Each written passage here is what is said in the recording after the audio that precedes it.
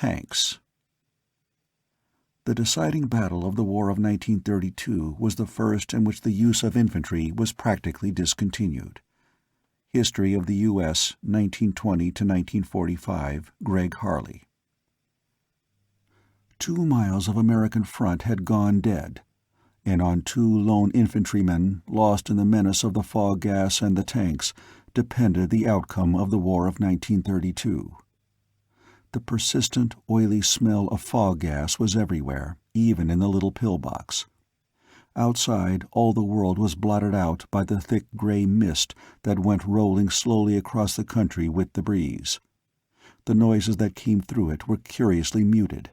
Fog gas mutes all noises somewhat, but somewhere to the right artillery was pounding something with HE shell, and there were those little spitting undercurrent explosions that told of tanks in action.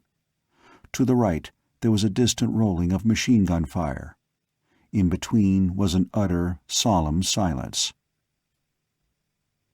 Sergeant Coffee, disreputable to look at and disrespectful of mien, was sprawling over one of the gunner's seats and talking into a field telephone while mud dripped from him. Corporal Wallace, equally muddy and still more disreputable, was painstakingly manufacturing one complete cigarette from the pinched-out butts of 4 others. Both were rifle infantry. Neither had any right or reason to be occupying a definitely machine gun section post. The fact that the machine gun crew was all dead did not seem to make much difference to Sector HQ at the other end of the telephone wire, judging from the questions that were being asked. "I tell you," drawled Sergeant Coffee, "they're dead. Yeah, all dead. Just as dead as when I told you the first time, maybe even deader. Gas, of course. I don't know what kind. Yeah. They got their masks on." He waited, looking speculatively at the cigarette Corporal Wallace had in manufacture. It began to look imposing. Corporal Wallace regarded it affectionately. Sergeant Coffee put his hand over the mouthpiece and looked intently at his companion. "Give me a drag of that, Pete," he suggested. "I'll slip you some butts in a minute." Corporal Wallace nodded and proceeded to light the cigarette with infinite artistry. He puffed delicately upon it, inhaled it with the care a man learns when he has just so much tobacco and never expects to get any more, and reluctantly handed it to Sergeant Coffee. Sergeant Coffee emptied his lungs in a sigh of anticipation. He put the cigarette to his lips. It burned brightly as he drew upon it. Its tip became brighter and brighter until it was white-hot, and the paper crackled as the line of fire crept up the tube. "Hey," said Corporal Wallace in alarm. Sergeant Coffee waved him aside, and his chest expanded to the fullest limit of his blouse. When his lungs could hold no more, he ceased to draw, grandly returned about 1/4 of the cigarette to Corporal Wallace, and blew out a cloud of smoke in small driblets until he had to gasp for breath. "When you ain't got much time," said Sergeant Coffee amiably, "that's a quick smoke." Corporal Wallace regarded the ruins of his cigarette with a woeful air. "Hell," said Corporal Wallace gloomily, but he smoked what was left. "Yeah," said Sergeant Coffee suddenly into the field telephone. "I'm still here, and they're still dead. Listen, Mr. Officer, I got me a black eye and numerous contusions. Also, my gas mask is busted.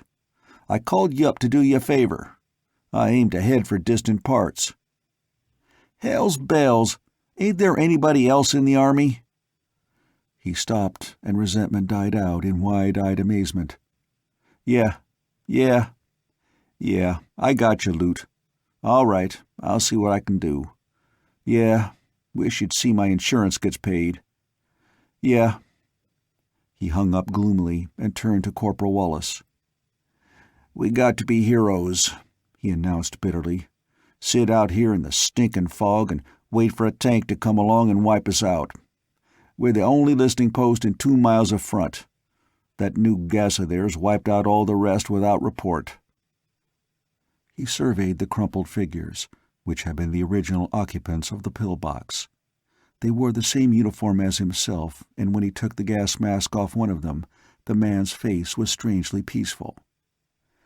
"Hell of a war," said Sergeant Coffey bitterly. "Here our gang gets wiped out by a helicopter. I ain't seen sunlight in a week, and I got just 4 butts left.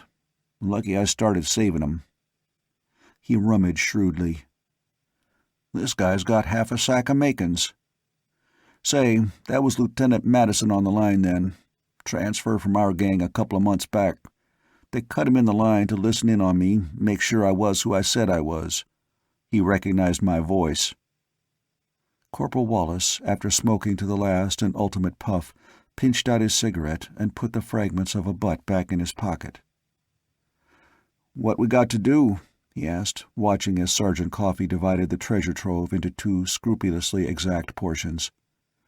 "Nothin'," said Coffey bitterly, "except find out how this gang got wiped out, and a few little things like that. Half the front line is in the air. The planes can't see anything, of course, and nobody dares cut the fog gas to look. He didn't say much, but he said for God's sake find out something." Corporal Wallace gloated over 1/4 of a sack of tobacco and stowed it away. "The infantry gets the dirty end of the stick," he said gloomily.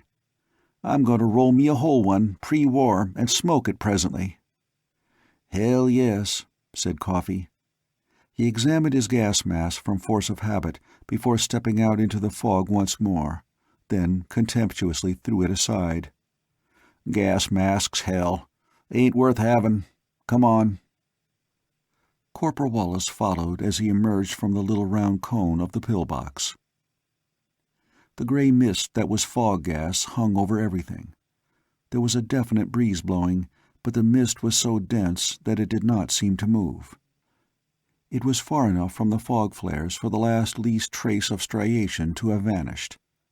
15 miles to the north, the fog flares were placed, ranged by hundreds and by thousands, burning one after another as the fog service set them off, and sending out their incredible masses of thick gray vapor in long threads that spread out before the wind, coalesced, and made a smoke-screen to which the puny efforts of the last war, the war that was to make the world safe for democracy, were as nothing. Here, 15 miles downwind from the flares, it was possible to see clearly in a circle approximately 5 feet in diameter. At the edge of that circle, outlines began to blur. At 10 feet, all shapes were the faintest of bulks, the dimmest of outlines. At 15 feet, all was invisible, hidden behind a screen of mist. "Cast around," said Coffey gloomily. "Maybe we'll find a shell, or tracks, a tank or something that chucked the gas here." It was rather ludicrous to go searching for anything in that mass of vapor. At 3 yards' distance they could make each other out as dim outlines, no more. But it did not even occur to them to deplore the mist. The war, which had already been christened by the politicians at home the last war, was always fought in a mist. The infantry could not stand against tanks. Tanks could not live under aircraft-directed artillery fire, not when 40 guns fired salvos for the aircraft to spot, and neither artillery nor aircraft could take any advantage of a victory which either, under special conditions, might win. The general staffs of both the United States and the prominent nation, let's say the Yellow Empire, at war with it, had come to a single conclusion. Tanks or infantry were needed for the use of victories. Infantry could be destroyed by tanks, but tanks could be hidden from aerial spotters by smoke screens. The result was fog gas, which was being used by both sides in the most modern fashion when, their own unit wiped out and themselves wandering aimlessly in the general direction of the American rear, Sergeant Coffey and Corporal Wallace stumbled upon an American pillbox with its small garrison lying dead. For 40 miles in one direction, and perhaps 30 in the other, the vapor lay upon the earth. It was being blown by the wind, of course, but it was sufficiently heavier than air to cling to the ground level, and the industries of two nations were straining every nerve to supply the demands of their respective armies for its material. The fog bank was nowhere less than 100 feet thick, a cloud of impalpable particles impenetrable to any eye or any camera, however shrewdly filtered. And under that mattress of pale opacity, the tanks crawled heavily. They lurched and rumbled upon their deadly errands, uncouth and barbarous, listening for each other by a myriad of devices, locked in desperate, short-range conflict when they came upon each other, and emitting clouds of deadly vapor against which gas masks were no protection when they came upon opposing infantry. The infantrymen, though, were few. Their principal purpose was the reporting of the approach or passage of tanks, and trenches were of no service to them. They occupied unarmed little listening posts with field telephones, small wireless or ground buzzer sets for reporting the enemy before he overwhelmed them. They held small pillboxes, fitted with anti-tank guns, which sometimes, if rarely, managed to get home a shell, aimed largely by sound, before the tank rolled over gun and gunners alike. And now Sergeant Coffey and Corporal Wallace groped about in that blinding mist. There had been 2 systems of listening posts hidden in it, each of admittedly little fighting value, but each one deep and composed of an infinity of little pinpoint posts where 2 or 3 men were stationed. The American posts, by their reports, had assured the command that all enemy tanks were on the other side of a certain definite line. Their own tanks, receiving recognition signals, passed and repassed among them, prowling in quest of invaders. The enemy tanks crawled upon the same grisly patrol on their own side. But 2 miles of the American front had suddenly gone silent. 100 telephones had ceased to make reports along the line nearest the enemy. As Coffey and Wallace stumbled about the little pillbox, looking for some inkling of the way in which the original occupants of the small strong-point had been wiped out, the second line of observation posts began to go dead. Now one, now another abruptly ceased to communicate. Half a dozen were in actual conversation with their sector headquarters, and broke off between words. The wires remained intact. But in 15 nerve-wracking minutes, a second 100 posts ceased to make reports, and ceased to answer the inquiry signal. GHQ was demanding explanations in crisp accents that told the matter was being taken very seriously indeed. And then, as the officer in command of the second-line sector headquarters was explaining frenziedly that he was doing all any man could do, he stopped short between 2 words, and thereafter he also ceased to communicate. Front-line sector headquarters seemed inexplicably to have escaped whatever fate had overtaken all its posts, but it could only report that they had apparently gone out of existence without warning. American tanks, prowling in the area that had gone dead, announced that no enemy tanks had been seen. G-81, stumbling on a pillbox no more than 10 minutes after it had gone silent, offered to investigate. A member of her crew, in a gas mask, stepped out of the port doorway. Immediately thereafter, G-81's wireless reports stopped coming in.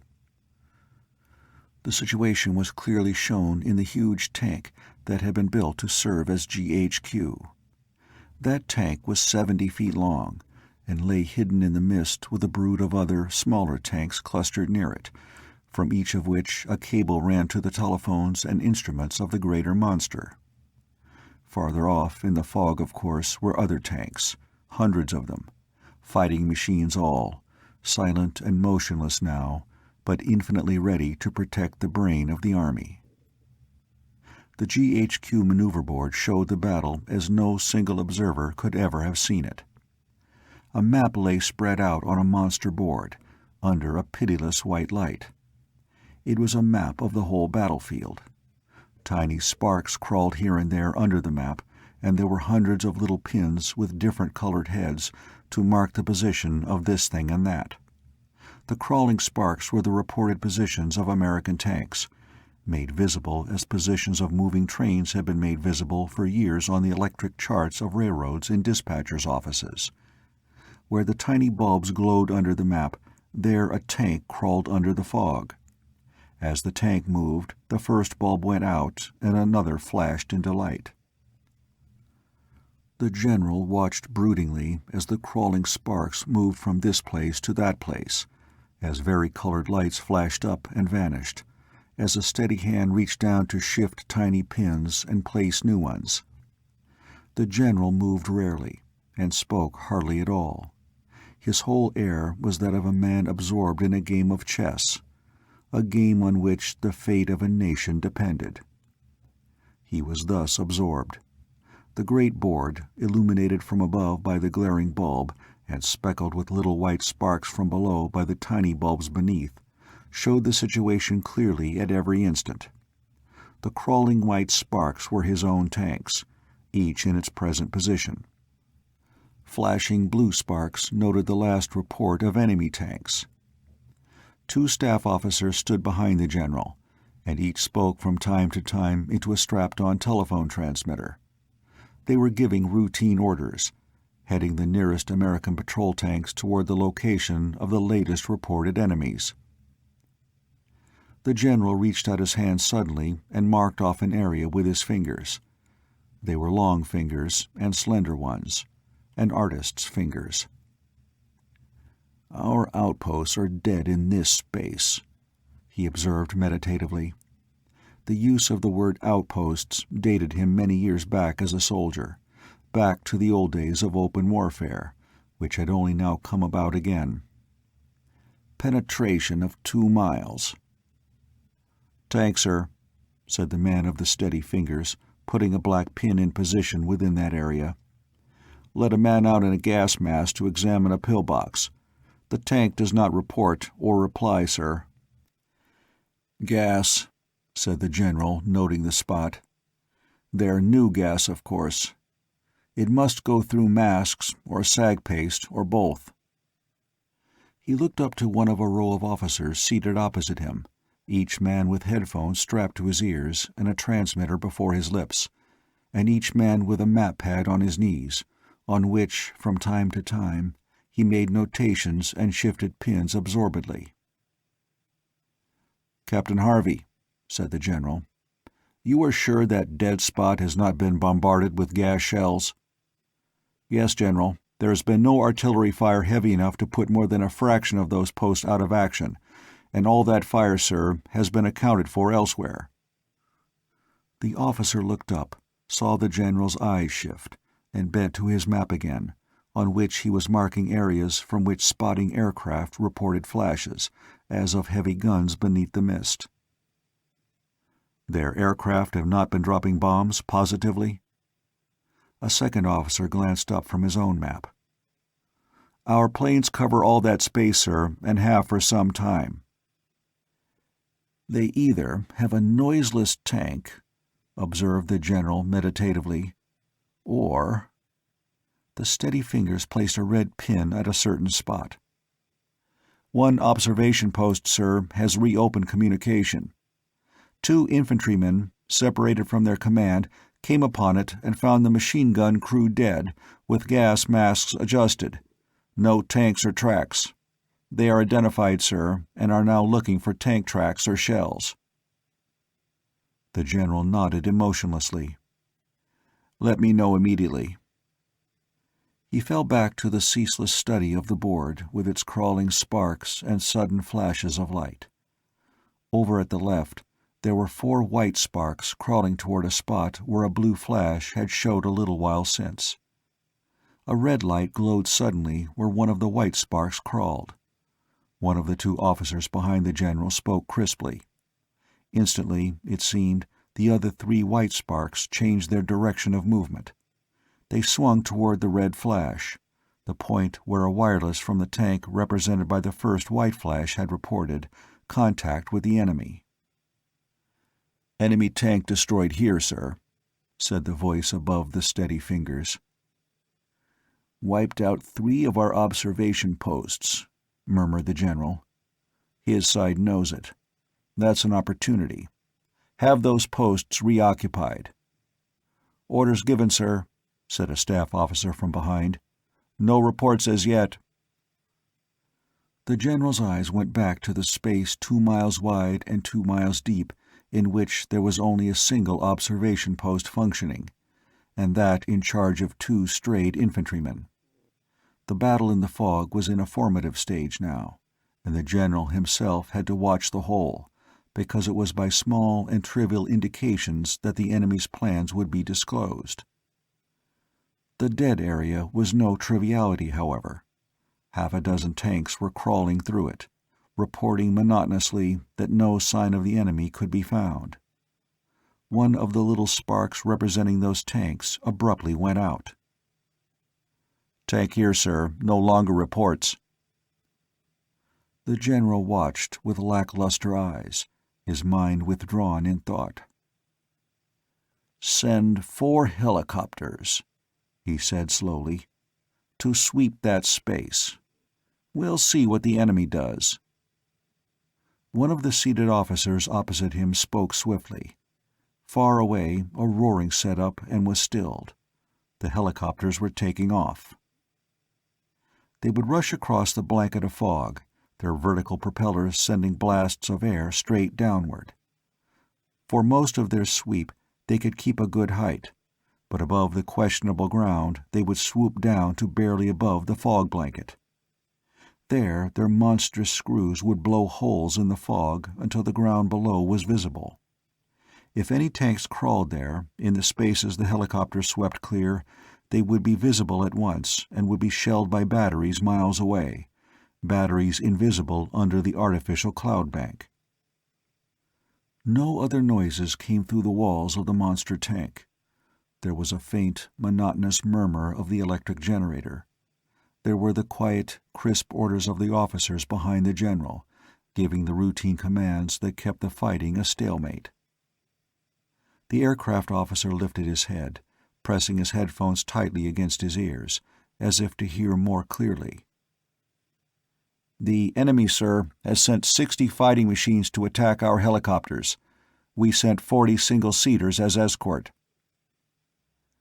"Let them fight enough," said the general absently, "to cause the enemy to think us desperate for information. Then draw them off." There was silence again. The steady fingers put pins here and there. An enemy tank destroyed here, an American tank encountered an enemy and ceased to report further. The enemy sent 4 helicopters in a wide sweep behind the American lines, escorted by 50 fighting planes. They uncovered a squadron of 4 tanks, which scattered like insects disturbed by the overturning of a stone. Instantly after their disclosure, 150 guns, 4 miles away, were pouring shells about the place where they had been seen. 2 of the tanks ceased to report. The general's attention was called to a telephone instrument with its call light glowing. "Ah," said the general absently. "They want publicity matter." The telephone was connected to the rear, and from there to the capital.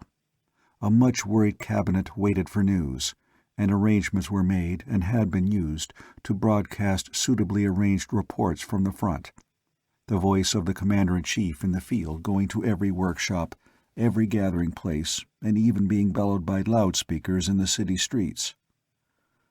The general took the phone. The President of the United States was at the other end of the wire this time. "General?" "Still in a preliminary stage, sir," said the general, without haste. "The enemy is preparing a breakthrough effort, possibly aimed at our machine shops and supplies. Of course, if he gets them, we will have to retreat. An hour ago he paralyzed our radios, not being aware, I suppose, of our tuned Earth induction wireless sets. I dare say he is puzzled that our communications have not fallen to pieces." "But what are our chances?" The voice of the President was steady, but it was strained. "His tanks outnumber ours 2-to-1, of course, sir," said the general calmly. "Unless we can divide his fleet and destroy a part of it, of course we will be crushed in a general combat. but we are naturally trying to make sure that any such action will take place within point-blank range of our artillery, which may help a little. We will cut the fog to secure that help, risking everything if a general engagement occurs." There was silence. The President's voice, when it came, was more strained still. "Will you speak to the public, General?" "3 sentences. I have no time for more." There were little clickings on the line, while the General's eyes returned to the board that was the battlefield in miniature. He indicated a spot with his finger. "Concentrate our reserve tanks here," he said meditatively. "Our fighting aircraft here. At once." The 2 spots were at nearly opposite ends of the battlefield. The Chief of Staff, checking the General's judgment with the alert suspicion that was the latest addition to his duties, protested sharply. "But, sir, our tanks will have no protection against helicopters." "I am quite aware of it," said the General mildly. He turned to the transmitter. A thin voice had just announced at the other end of the wire, "The Commander-in-Chief of the Army in the field will make a statement." The General spoke unhurriedly. "We are in contact with the enemy, have been for some hours. We have lost 40 tanks, and the enemy, we think, 60 or more.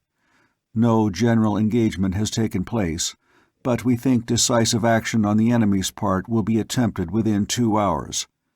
The tanks in the field need now, as always, ammunition, spare tanks, and the special supplies for modern warfare. In particular, we require ever-increasing quantities of fog gas. I appeal to your patriotism for reinforcements of material and men." He hung up the receiver and returned to his survey of the board. "Those 3 listening posts," he said abruptly, indicating a place near where an enemy tank had been destroyed. "Have they been reoccupied?" "Yes, sir. Just reported. The tank they reported rolled over them, destroying the placement. They are digging in." "Tell me," said the General, "when they cease to report again. They will." He watched the board again, and without lifting his eyes from it, spoke again. "That listening post in the dead sector, with the 2 strayed infantrymen in it, was it reported?" "Not yet, sir." "Tell me immediately it does." The General leaned back in his chair and deliberately relaxed. He lighted a cigar and puffed at it, his hands quite steady. Other officers, scenting the smoke, glanced up enviously. But the General was the only man who might smoke. The enemy's gases, like the American ones, could go through any gas mask if in sufficient concentration. The tanks were sealed like so many submarines, and opened their interiors to the outer air only after that air had been thoroughly tested and proven safe. Only the General might use up more than a man's allowance for breathing. The General gazed about him, letting his mind rest from its intense strain against the greater strain that would come on it in a few minutes. He looked at a tall blond man who was surveying the board intently, moving away and returning again, his forehead creased in thought. The General smiled quizzically. The man was the officer appointed to II duty, interpretive intelligence, chosen from 1,000 officers because the most exhaustive psychological tests had proven that his brain worked as nearly as possible that of the enemy commander. His task was to take the place of the enemy commander, to reconstruct from the enemy movements reported and the enemy movements known as nearly as possible the enemy plans. "Well, Harlan," said the General, "where will he strike?" "He's tricky, sir," said Harlan. "That gap in our listening posts looks, of course, like preparation for a massing of his tanks inside our lines.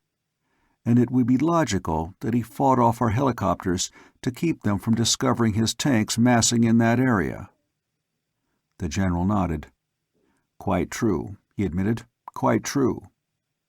"But," said Harlan eagerly, "he'd know we could figure that out. And he may have wiped out listening posts to make us think he was planning just so. He may have fought off our helicopters, not to keep them from discovering his tanks in there, but to keep them from discovering that there were no tanks in there." "My own idea exactly," said the general meditatively.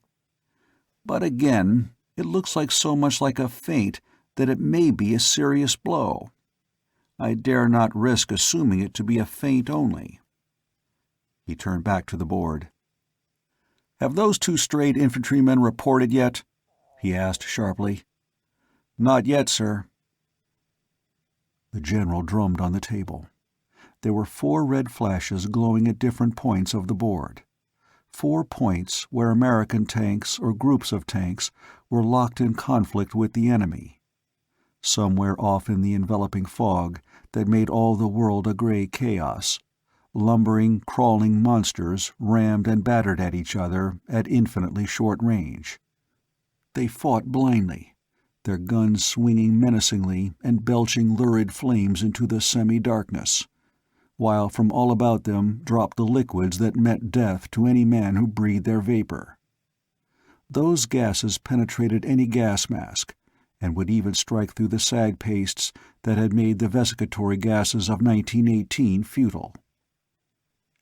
With tanks by thousands hidden in the fog, 4 small combats were kept up. 4 only.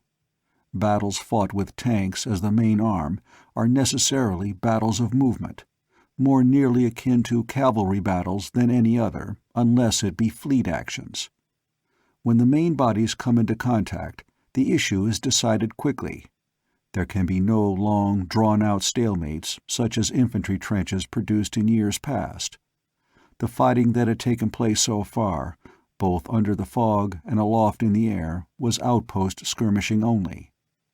When the main body of the enemy came into action, it would be like a whirlwind, and the battle would be won or lost in a matter of minutes only.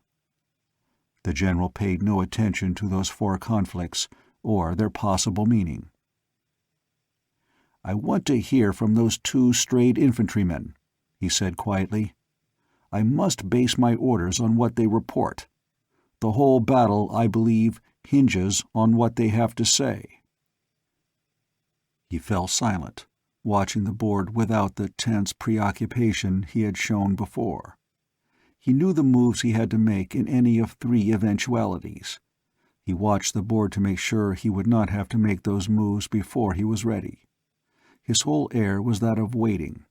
The Commander-in-Chief of the Army of the United States, waiting to hear what he would be told by 2 strayed infantrymen lost in the fog that covered a battlefield. The fog was neither more dense nor any lighter where Corporal Wallis paused to roll his pre-war cigarette. The tobacco came from the gassed machine gunner in the pillbox a few yards off. Sergeant Coffey, 3 yards distant, was a blurred figure. Corporal Wallis put his cigarette into his mouth, struck his match, and puffed delicately. "Ah," said Corporal Wallis, and cheered considerably. He thought he saw Sergeant Coffey moving toward him and ungenerously hid his cigarette's glow. Overhead, a machine gun suddenly burst into a rattling roar, the sound sweeping above them with incredible speed. Another gun answered it. Abruptly, the whole sky above them was an inferno of such tearing noises, and immediately after they began a multitudinous bellowing set up. Airplanes on patrol ordinarily kept their engines muffled, in hopes of locating a tank below them by its noise. But in actual fighting, there was too much power to be gained by cutting out the muffler for any minor motive to take effect. 100 aircraft above the heads of the 2 strayed infantrymen were fighting madly about 5 helicopters. 200 yards away, one fell to the earth with a crash, and immediately afterward there was a hollow boom. For an instant, even the mist was tinged with yellow from the exploded gasoline tank. But the roaring above continued, not mounting, as in a battle between opposing patrols of fighting planes, when each side finds height a decisive advantage, but keeping nearly to the same level, little above the bank of cloud. Something came down, roaring, and struck the earth no more than 50 yards away. The impact was terrific, but after it there was a dead silence while the thunder above kept on. Sergeant Coffey came leaping to Corporal Wallace's side. "Helicopters," he barked. "Hunting tanks and pillboxes. Lay down." He flung himself down to the earth. Wind beat on them suddenly, then an outrageous blast of icy air from above. For an instant the sky lightened. They saw a hole in the mist, saw the little pillbox clearly, saw a huge framework of supporting screws sweeping swiftly overhead with figures in it watching the ground through wide-angle glasses, and machine gunners firing madly at dancing things in the air. Then it was gone. "One of ours!" shouted Coffey in Wallace's ear.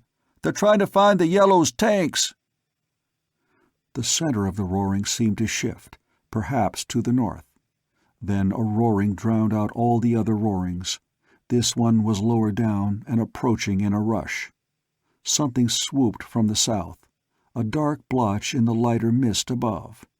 It was an airplane flying in the mist, a plane that had dived into the fog as into oblivion. It appeared, was gone, and there was a terrific crash. A shattering roar drowned out even the droning tumult of 100 aircraft engines. A sheet of flame flashed up, and a thunderous detonation. "Hit a tree," panted Coffey, scrambling to his feet again. "Suicide Club, aiming for our helicopter." Corporal Wallace was pointing, his lips drawn back in a snarl. "Shut up," he whispered. "I saw a shadow against that flash. Yeller infantryman. Let's get him." "You're crazy," said Sergeant Coffey, but he strained his eyes, more especially his ears. It was Coffey who clutched Corporal Wallace's wrist and pointed. Wallace could see nothing, but he followed as Coffey moved silently through the gray mist. Presently he, too, straining his eyes, saw an indistinct movement. The roaring of motors died away suddenly. The fighting had stopped, a long way off, apparently because the helicopters had been withdrawn. Except for the booming of artillery a very long distance away, firing unseen at an unseen target, there was no noise at all. "Aiming for our pillbox," whispered Coffey. They saw the dim shape, moving noiselessly, halt. The dim figure seemed to be casting about for something. It went down on hands and knees and crawled forward. The 2 infantrymen crept after it. It stopped and turned around. The 2 dodged to one side in haste. The enemy infantrymen crawled off in another direction, the 2 Americans following him as closely as they dared. He halted once more, a dim and grotesque figure in the fog. They saw him fumbling in his belt. He threw something, suddenly. There was a little tap, as of a fountain pen dropped upon concrete. Then a hissing sound. That was all, but the enemy infantrymen waited, as if listening. The 2 Americans fell upon him as one individual. They bore him to the earth, and Coffey dragged at his gas mask, good tactics in a battle where every man carries gas grenades. He gasped and fought desperately, in a seeming frenzy of terror. They squatted over him, finally having taken away his automatics, and Coffey worked painstakingly to get off his gas mask while Wallace went poking about in quest of tobacco. "Doggone," said Coffey. "This mask is intricate." "He ain't got any pockets," mourned Wallace. Then they examined him more closely. "It's a whole suit," explained Coffey. He don't have to bother with sag paste. He's got him on a land diving suit." "Say," gasped the prisoner, his language utterly colloquial in spite of the beady eyes and coarse black hair that marked him racially as of the enemy. "Say, don't take off my mask. Don't take off my mask." "He talks and everything," observed Coffey in mild amazement. He inspected the mask again and painstakingly smashed the goggles. "Now, big boy, you take your chance with the rest of us. What you doin' round here?" The prisoner set his teeth, though deathly pale, and did not reply. Said Coffee meditatively. "Let's take him in the pillbox and let Lieutenant Madison tell us what to do with him." They picked him up. "No, no, for God's sake, no!" cried the prisoner shrilly. "I just gassed it." The two halted. Coffee scratched his nose. "Reckon he's lyin', Pete?" he asked. Corporal Wallace shrugged gloomily. "He ain't got no tobacco," he said morosely. "Let's chuck him in first and see." The prisoner wriggled until Coffee put his own automatic in the small of his back. "How long does that gas last?" he asked, frowning. "Lieutenant Madison wants us to report. There's some fellers in there, all gassed up. But we were in there a while back, and it didn't hurt us. How long does it last?" "For 15 minutes, maybe 20, chattered the prisoner. "Don't put me in there." Coffee scratched his nose again and looked at his wristwatch. "All right," he conceded. "We give you 20 minutes. Then we chuck you down inside. That is, if you act real agreeable until then. Got anything to smoke?" The prisoner agonizedly opened a zipper slip in his costume and brought out tobacco, even tailor-made cigarettes. Coffee pounced on them 1 second before Wallace. Then he divided them with absorbed and scrupulous fairness. "Right," said Sergeant Coffee comfortably. He lighted up. "Say, if you want to smoke, here's one of your pills. Let's see that gas stuff. How you use it?" Wallace had stripped off a heavy belt about the prisoner's waist, and it was trailing over his arm. He inspected it now. There were 20 or 30 little sticks in it, each one barely larger than a lead pencil, of dirty gray color, and each one securely nested in a tube of flannel-lined papier-mâché. "These things?" asked Wallace contentedly. He was inhaling deeply with that luxurious enjoyment a tailor-made cigarette can give a man who had been remaking butts into smokes for days past. "Don't touch 'em," warned the prisoner nervously. "You broke my goggles.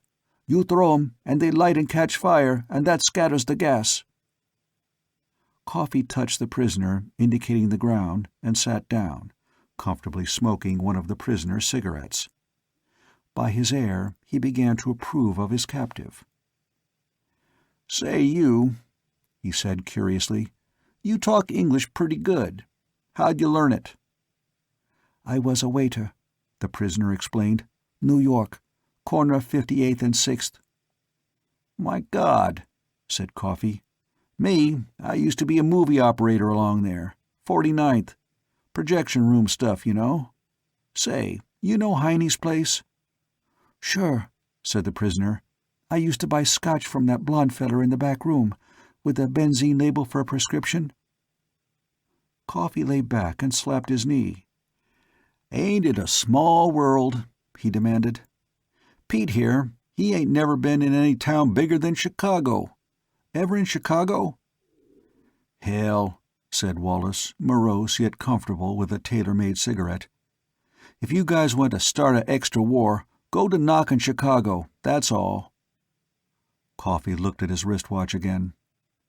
"Got 10 minutes yet," he observed. "Say, you must know Pete Hanfrey." "Sure, I know him," said the enemy prisoner scornfully.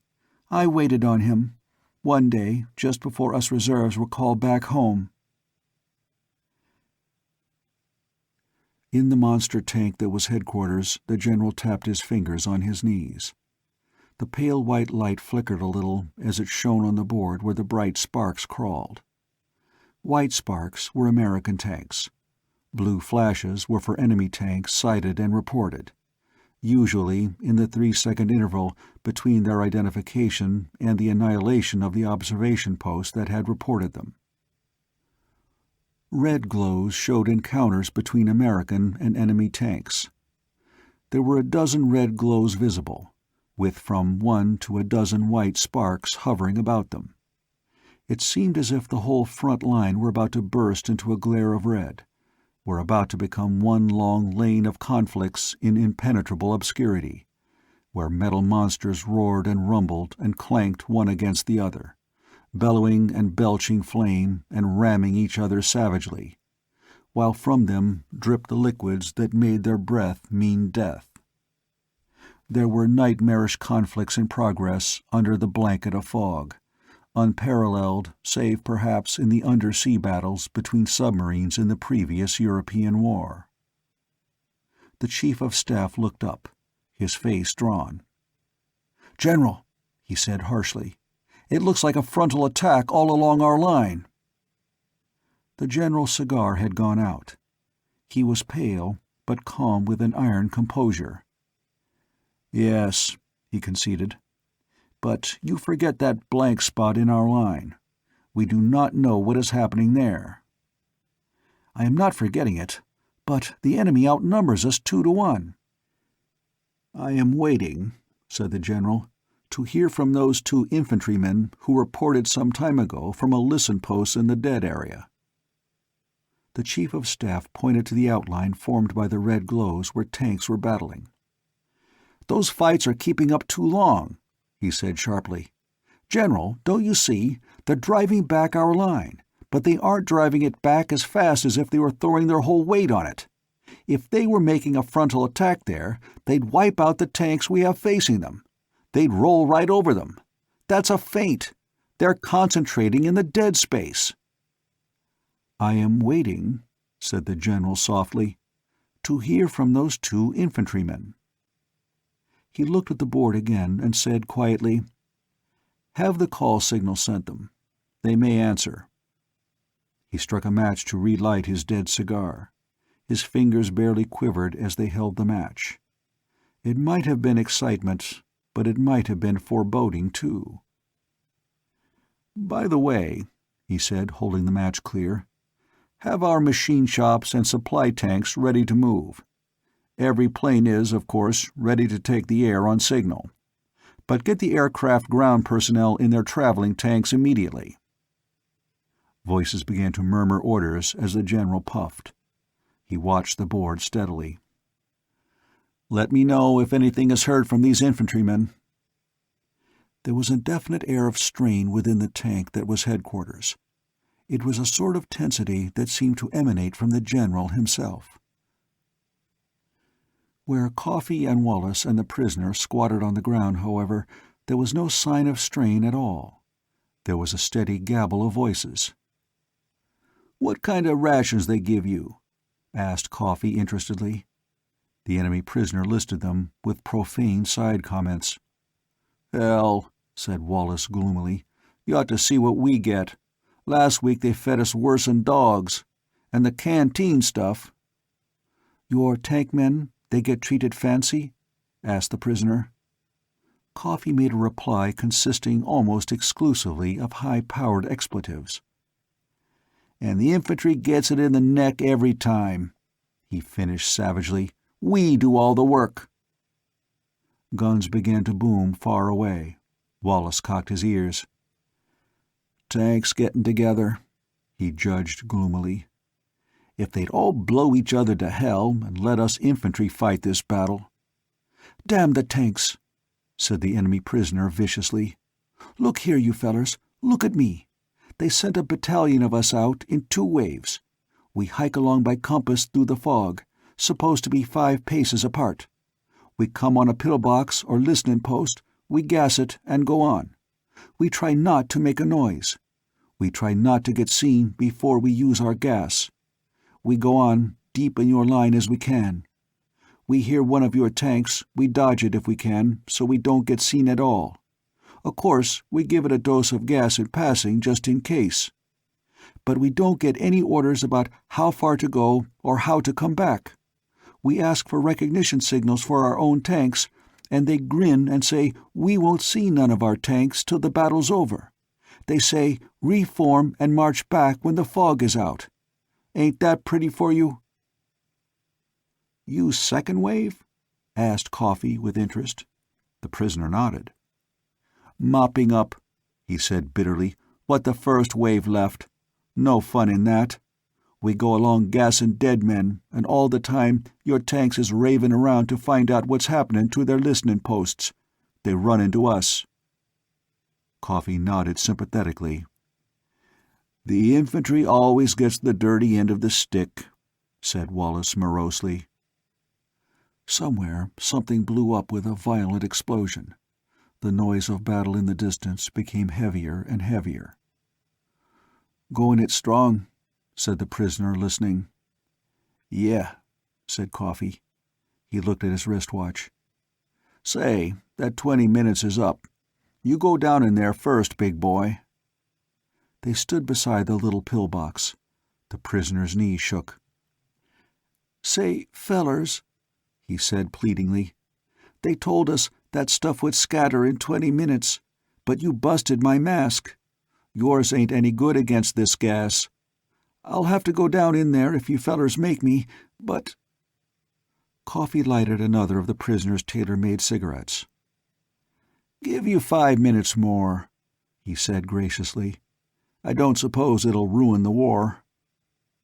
They sat down relievedly again, while the fog gas made all the earth invisible behind a pall of grayness, a grayness from which the noises of battle came. In the tank that was headquarters, the air of strain was pronounced. The maneuver board showed the situation as close to desperation now. The reserve tank positions had been switched on the board, dim orange glows, massed in curiously precise blocks. And little squares of green showed there that the supply and machine shop tanks were massed.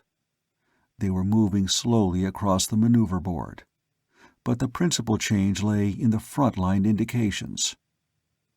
The red glows that showed where tank battles were in progress formed an irregularly curved line now.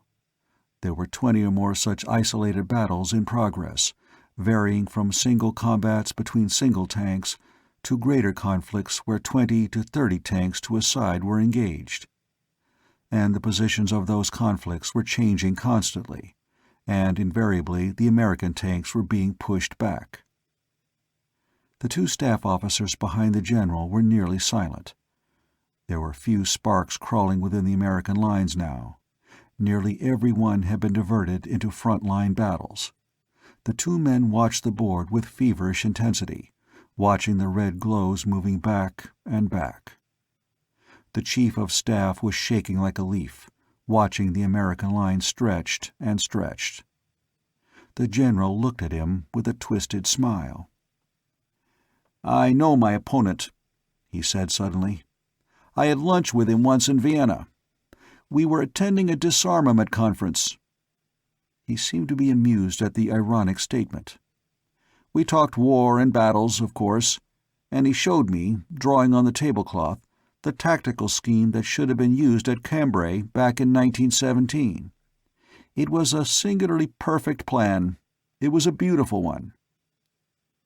"General," burst out one of the two staff officers behind him, "I need 20 tanks from the reserves." "Take them," said the general. He went on, addressing his chief of staff. "It was an utterly flawless plan. I talked to other men. We were all pretty busy estimating each other there, we soldiers. We discussed each other with some freedom, I may say. And I formed the opinion that the man who is in command of the enemy is an artist, a soldier with the spirit of an amateur. He's a very skillful fencer, by the way. Doesn't that suggest anything?" The chief of staff had his eyes glued to the board. "That is a feint, sir. A strong feint, yes, but he has his force concentrated in the dead area." "You are not listening, sir," said the general reprovingly. "I am saying that my opponent is an artist, an amateur, the sort of person who delights in the delicate work of fencing. I, sir, would thank God for the chance to defeat my enemy. He has twice my force, but he will not be content merely to defeat me.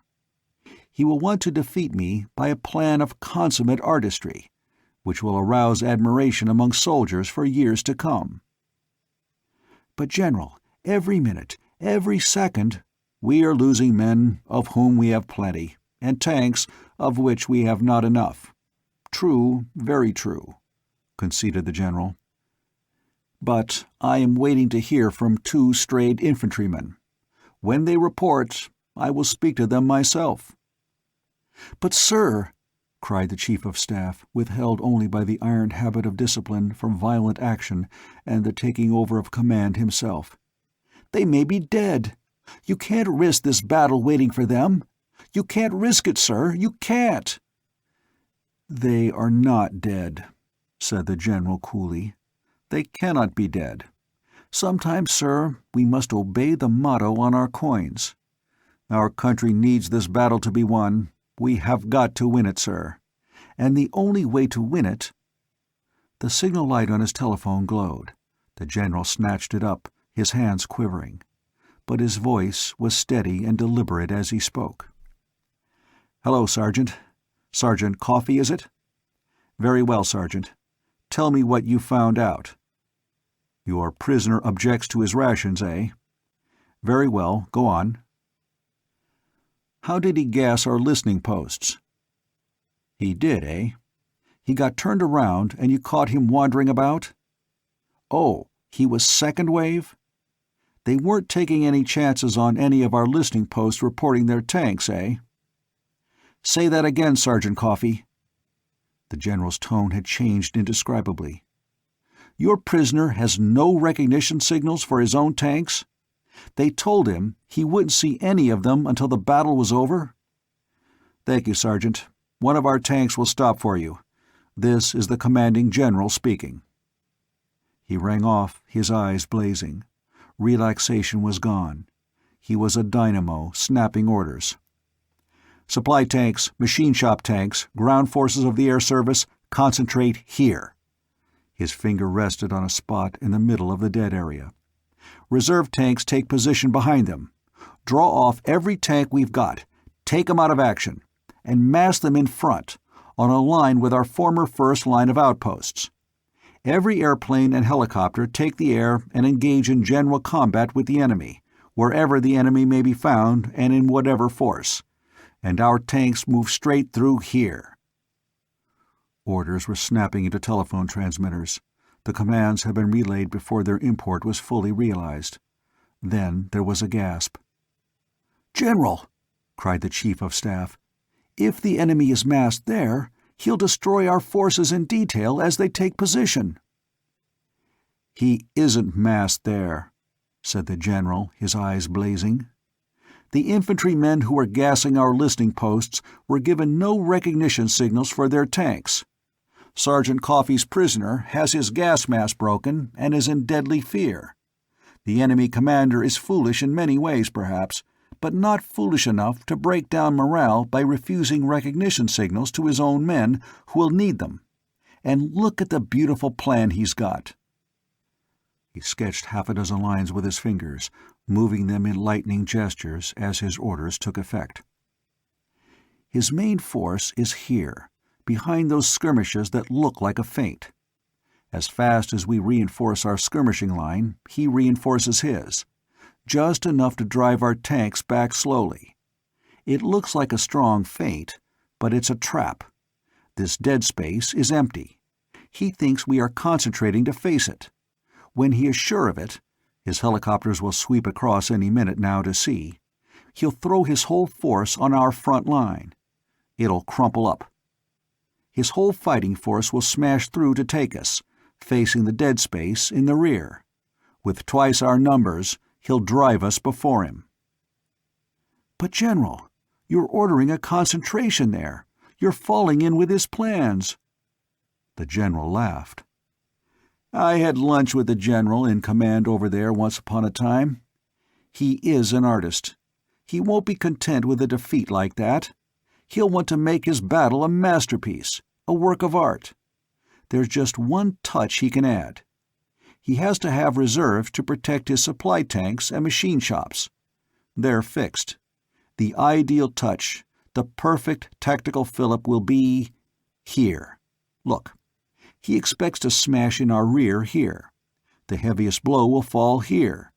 He will swing around our right wing, drive us out of the dead area into his own lines, and drive us on his reserves. Do you see it? He'll use every tank he's got in one beautiful final blow. We'll be outwitted, outnumbered, outflanked, and finally caught between his main body and his reserves and pounded to bits. It is a masterly bit of work." He watched the board hawk-like. "We'll concentrate, but our machine shops and supplies will concentrate with us. Before he has time to take us in rear, we'll drive ahead, in just the line he plans for us. We don't wait to be driven into his reserves. We roll into them and over them. We smash his supplies. We destroy his shops. And then we can advance along his line of communication and destroy it, our own depots being blown up, give the orders when necessary, and leaving him stranded with motor-driven tanks, motorized artillery, and nothing to run his motors with.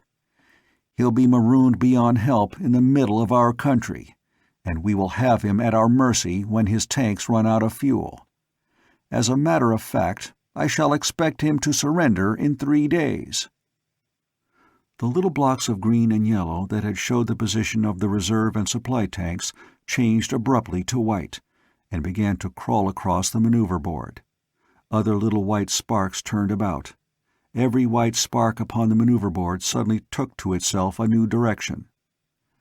"Disconnect cables," said the general crisply. "We move with our tanks in the lead." The monotonous humming of the electric generator was drowned out in a thunderous uproar that was muffled as an airtight door was shut abruptly. 15 seconds later there was a violent lurch, and the colossal tank was on the move in the midst of a crawling, thundering horde of metal monsters whose lumbering progress shook the earth. Sergeant Coffey, still blinking his amazement, absent-mindedly lighted the last of his share of the cigarettes looted from the prisoner. "The big guy himself," he said, still stunned. "My God, the big guy himself!" A distant thunder began, a deep-toned rumbling that seemed to come from the rear. It came nearer and grew louder. A peculiar quivering seemed to set up in the earth. The noise was tanks moving through the fog. Not one tank, or 2 tanks, or 20 tanks, but all the tanks in creation rumbling and lurching at their topmost speed in serried array. Corporal Wallace heard and turned pale. The prisoner heard, and his knees caved in. "Hell," said Corporal Wallace despairingly. "They can't see us, and they couldn't dodge us if they did." The prisoner wailed and slumped to the floor. Coffee picked him up by the collar and jerked him out of the pillbox.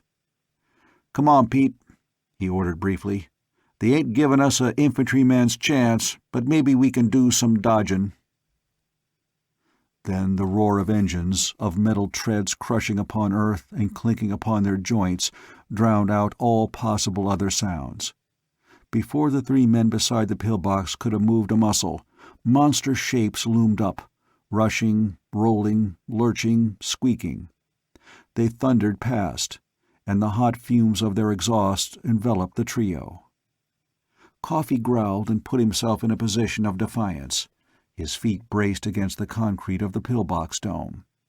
His expression was snarling and angry, but surreptitiously he crossed himself. He heard the fellows of the 2 tanks that had roared by him, thundering along in alignment to the right and left.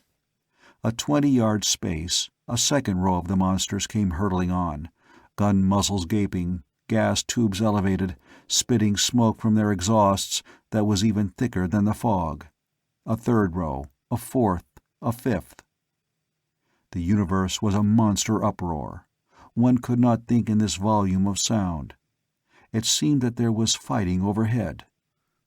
Crackling noises came feebly through the reverberating uproar that was the Army of the United States in full charge.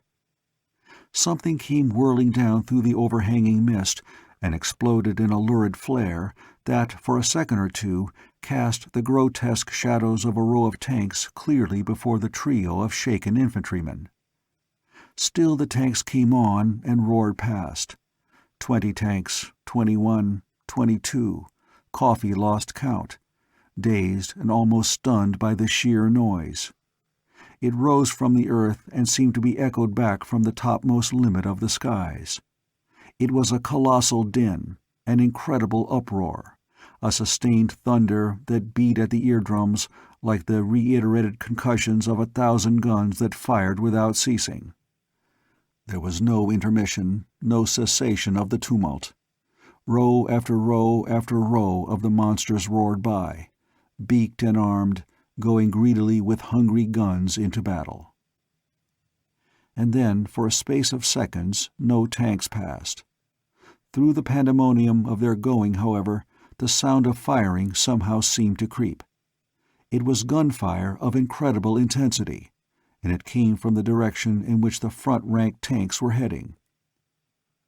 48, 49, 40-10, 40-11, muttered Coffee dazedly, his senses beaten down almost to unconsciousness by the ordeal of sound. God, the whole army went by! The roaring of the fighting tanks was less, but it was still a monstrous din. Through it, however, came now a series of concussions that were so close together that they were inseparable, and so violent that they were like slaps upon the chest. Then came other noises, louder only because nearer. These were different noises, too, from those the fighting tanks had made. Lighter noises. The curious, misshapen service tanks began to rush by, of all sizes and all shapes. Fuel carrier tanks, machine shop tanks, huge ones these, commissary tanks. Something enormous and glistening stopped short. A door opened. A voice roared an order. The three men, beaten and whipped by noise, stared dumbly. "Sergeant Coffee!" roared the voice. "Bring your men, quick!" Coffee dragged himself back to a semblance of life. Corporal Wallace moved forward, sagging. The two of them loaded their prisoner into the door and tumbled in. They were instantly sent into a heap as the tank took up its progress again with a sudden sharp leap. "Good man," grinned a sooty-faced officer, clinging to a handhold. "The general sent special orders you were to be picked up. Said you'd won the battle. It isn't finished yet, but when the general says that—" "Battle?"